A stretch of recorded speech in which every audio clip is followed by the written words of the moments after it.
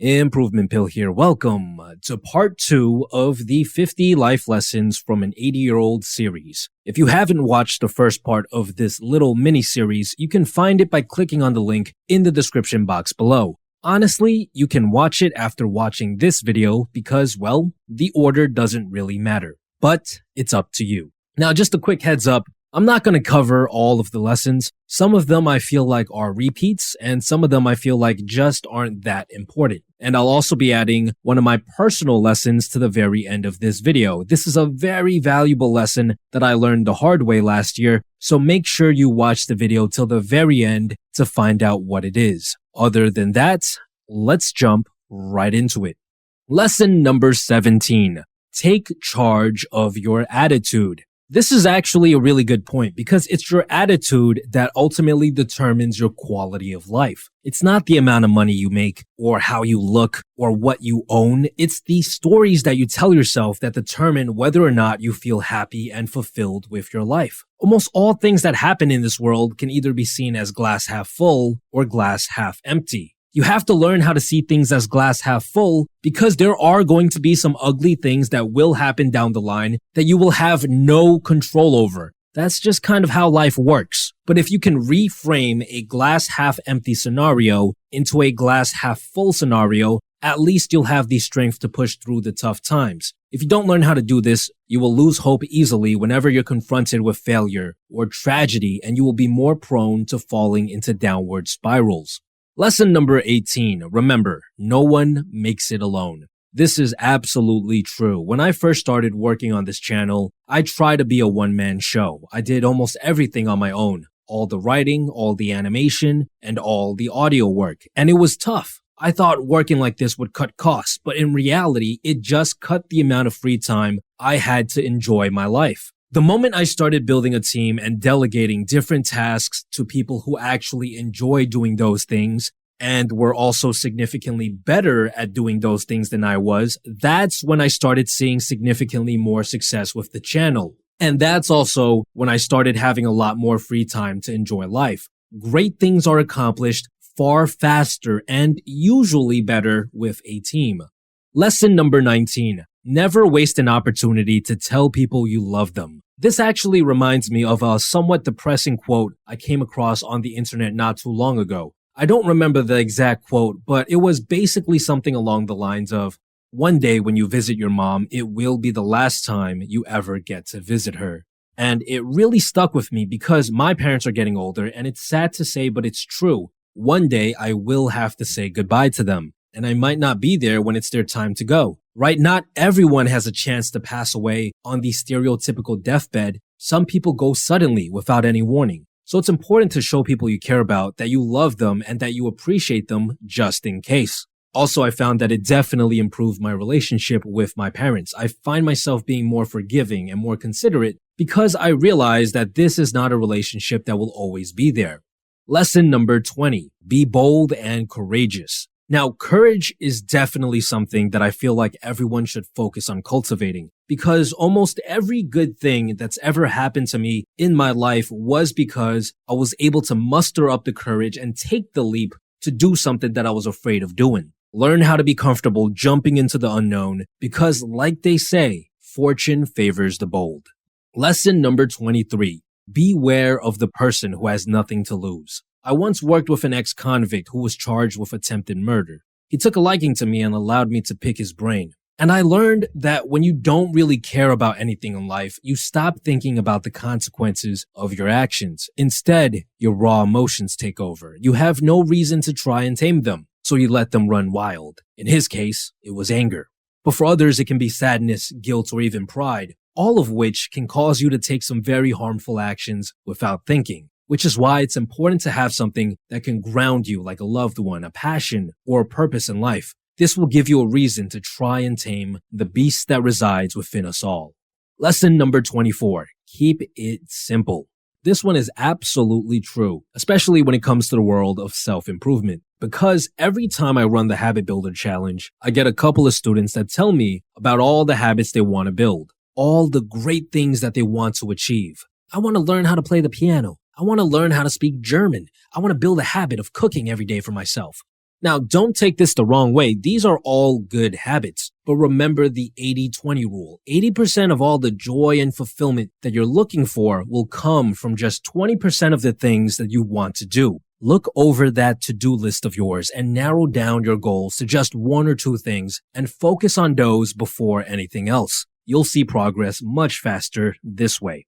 Lesson number 28. Look people in the eye. This one is super important. Whenever you hold eye contact with someone for more than 2 seconds, there's this powerful sense of a connection being made. Because in this world with billions and billions of people, for a very, very brief period of time, you're solely focused on them and they're solely focused on you. And that's powerful. This is especially important when you're out on a date with someone that you fancy. You want them to feel this way. You want them to feel like it's just you and them against the world. That you're really, really paying attention to everything that they're saying. Holding more eye contact with people will also cultivate courage as it tackles one of the biggest fears that people have, which is social anxiety. Lesson number 29, sing in the shower, or more specifically, spend more time in the shower. Now, there's actually some science to this. So there are different brain waves, there's 5 of them, that we spend time in every single day. And when we're in the shower, for some reason, our brain naturally switches to using more alpha waves. And research says that this is actually the perfect state to be in for creativity, for coming up with ideas, for thinking about your life, for anything that's related to creation. And to be honest, many of my best ideas for this channel actually came to me when I was in the shower. And it's not just me. I was reading Principles by Ray Dalio, who is considered to be one of the best investors in the world. He's actually the 79th wealthiest person in the entire world as of February 2020. And in the book, he says that he spends a lot of time in the shower because his best ideas come to him there as well. Lesson number 31, if in a fight, hit first and hit hard. To be honest, the few times that I've been in situations where a fight was about to go down, I've always somehow managed to talk my way out of it. But this piece of advice definitely applies to business as well. If you have a good business idea, one that you think would do well, it's very important to execute as soon as possible. Yes, you should do some research beforehand just to make sure that this is a good idea. But if you've already convinced that this is the right thing to do, you need to take action ASAP. When I first got the idea for this channel, I literally picked the name the next day and I uploaded my first video in a little bit more than a week after that. So many of us are obsessed with perfect execution. But the thing is, what you think is perfect is probably not what the rest of the world thinks is perfect. It's better to quickly execute on an idea, put it out there, see how others react, and then make adjustments down the line. So at this point in time, we're halfway done with the video, so let's take a little intermission. See, the thing is, guys, I know I've been doing a lot of sponsored videos nowadays, but you have to understand the way we do videos is not cheap. I spend hundreds of dollars on the production costs for every single video we put out, and that's why I appreciate the help from our sponsors so much, because the ad revenue from the videos alone is not enough to cover the production costs. And that's why I want to thank Skillshare for sponsoring today's video. Skillshare is honestly one of my favorite brands to work with because they are actually one of the best places to go to for learning skills online. They offer classes on a wide variety of things, ranging from video editing to drawing to running a successful business. And recently I went through their course called Writing for Expression, hosted by Hanif Abdulrakib, which has given me some time to improve my writing, because I do feel like I need to spice things up on the channel from time to time. Skillshare is giving away 2 months of their premium membership for absolutely free to the first 500 people who click on the link in the description box below. One of the best ways to help the channel out is to take free opportunities like this from our sponsors and show them that, hey, we are a community that genuinely loves learning. If they see that the community is this receptive to their offers, then they'll want to work with us again, and we'll be able to create even more videos for you guys down the line every single month. So honestly, check them out. It's free and it would really help us out. Thank you so much. Now back to the video. We got lesson number 32, keep secrets, or even better, I think this should say, keep your word. Your ability to stay true to your word, to be able to do what you say you're going to do, will affect how others perceive you. You're going to have a real tough time forming long-lasting relationships and doing business if people think that you're unreliable. Keeping your word will also improve your self-esteem. If you're someone who makes a lot of promises to others or even to yourself and you constantly break them, then all you're doing is reinforcing the idea that whatever you say isn't important. If your words have little value, then you yourself will have little value. Lesson number 39, do nice things for people who will never find out. Or a better alternative is to do good things without telling other people. You see this all the time on YouTube where someone goes up to a homeless person, gives them a bunch of cash, but is recording the entire interaction so that they can then post the video online. When you do a good deed, but then use it as content to gain views and likes, are you really doing it because you're a good person? Or are you doing it to profit in some indirect way? It's much more powerful to do good deeds and keep it to yourself, because then it'll mean that you're not in it for the money, the attention, or the validation. You do good deeds because you genuinely want to help people out, and this will change the way you view yourself for the better. Your sense of self-worth will increase because, well, you become someone who can add value to the lives of others.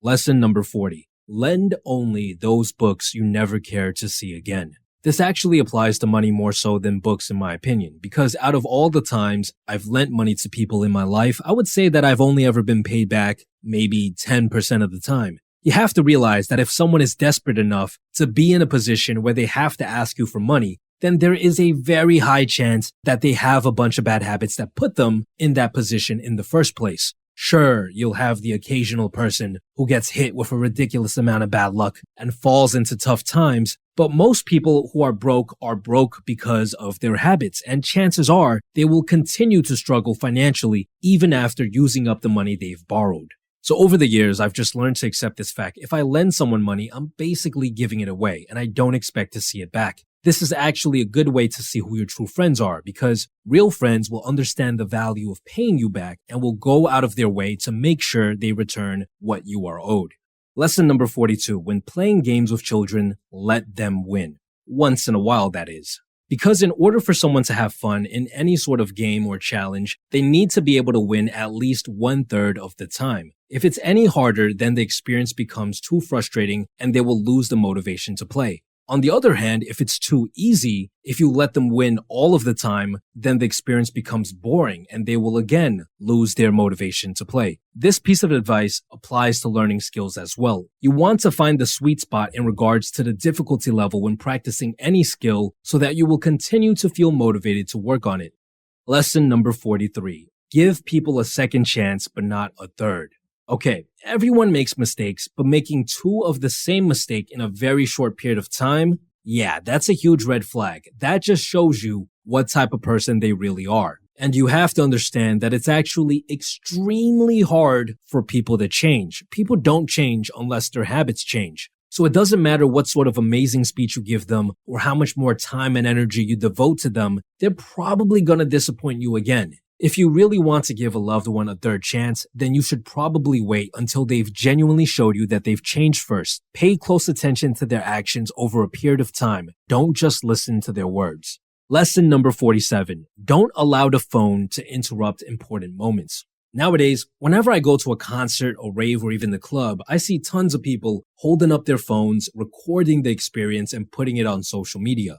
The purpose of you being at these events is to enjoy the music, to feel the energy in the room, to have fun with your friends. You're not there to gather another highlight reel, to show people that you have a life. And also, it's not like you're the only one that goes to events like these and records it. Everyone does it nowadays, so it's not even special anymore. You're not impressing anyone. Put down the phone and focus on what's in front of you. You'll feel happier when you do this because it's nearly impossible for you to enjoy the moment when you're double checking your phone to see how many likes and comments you got from that new clip you posted on your story. Lesson number 48 and lesson number 49. Be a good loser and be a good winner. Yeah, there are going to be people who are better than you at things in life, and there are going to be people who are worse than you at things in life. In either case, you must be careful of how your ego reacts. When confronted with someone who is better than us at something, our ego will instinctively act defensively. Don't allow yourself to get angry or upset because they bested you. Realize that you have much to learn from this person and take on the position of a student. Ask them for their advice and figure out how to get better. When confronted with someone who is worse than us at something, our ego will instinctively act aggressively. In these cases, resist the urge to crush their spirit and remember to be humble. You can try to take on the position of a teacher and give them some pointers, but also realize that some people do not want to be taught. In those cases, just let it go. And last but not least, the one big lesson that I learned last year. Happiness resides in the present moment, so spend more time there every single day. To be honest, this is a lesson that I came across many years ago when I first read The Power of Now by Eckhart Tolle. And it's the idea that the past and the future technically are not real, right? So you can only think about them. You can't physically live in the past or the future. The only place you can ever physically be in is the present moment. Yet we spend so little of our time and energy focused on the present. I think it's safe to say that most people are in the present moment less than 1% of their day. Instead, they're either lost in thought thinking about the past or the future, or they're distracting themselves with social media and entertainment and even substances. And this is not good because we do all of these things thinking that it will lead us to true happiness, when in reality, true happiness is almost always found in the present moment. Last year, I spent a lot of my time focused on growing the business. I was taking meditation less seriously, and I wasn't dancing as much as I used to. I was lost in the clouds almost every day, worrying about my next big project, and this resulted in a noticeable decline in my mood. And that's why for my New Year's resolution this year, I decided to focus on taking meditation more seriously and to spend more time dancing. This way, I can increase the amount of time I spend in the present moment every single day. And trust me, it doesn't take much to see the benefits. Going from spending 1% of your day being present to even just 5% will lead to a very noticeable difference. So make sure to remind yourself about this whenever you find yourself obsessing over something that you feel like you need to get in order to be happy. Happiness does not live in that object or that person or that achievement. Happiness can be found by simply being present and focusing on everything that is literally in front of you right now as you hear these words. This concludes our mini-series on the 50 life lessons. Let me know in the comments down below which one stood out to you the most. I'm curious to see what you guys will say. And besides that, guys, stay tuned.